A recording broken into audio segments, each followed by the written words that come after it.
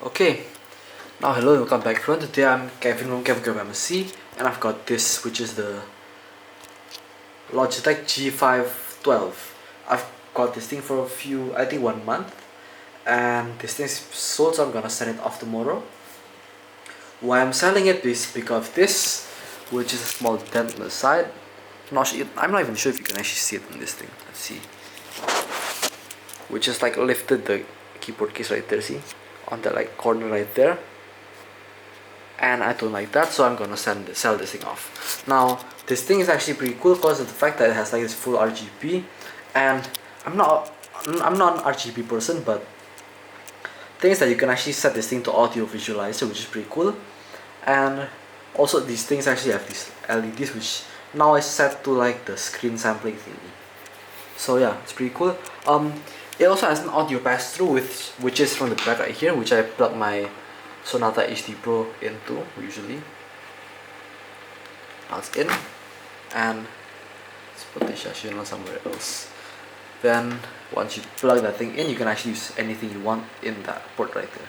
So then let's see this. This is the essentially what you call this thing, the software, Logitech G Hub, and it's pretty much easy to use.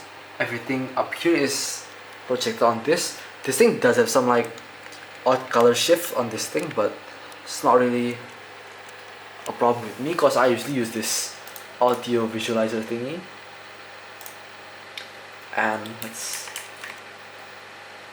so I think I should like play some sounds, maybe, yeah, and that'll like make the keyboard jump out. So then the switches are the GX blues, so I do not like the Romer Gs because of the fact that they break so easily, and I'm not prepared to like change switches all the time, so I've got these like GX blue switches.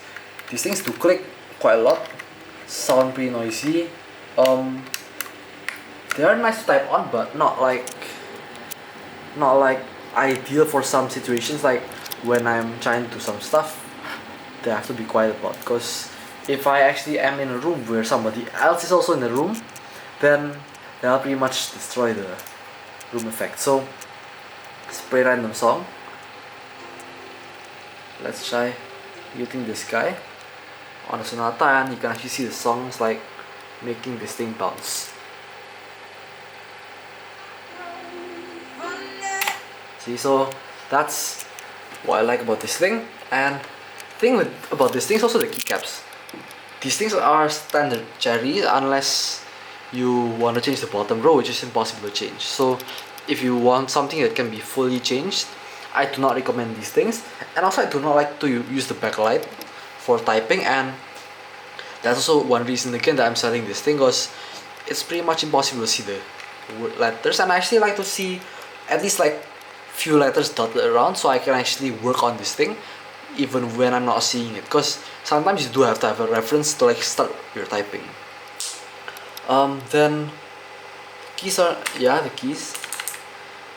These things are double shot, which is okay enough for me, but I really would like some non-RGB keyboards, which I'm gonna maybe get a Ducky something, Shine something, like Shine 2 maybe a Leopold something, but this thing is not cutting it for me, at least for now.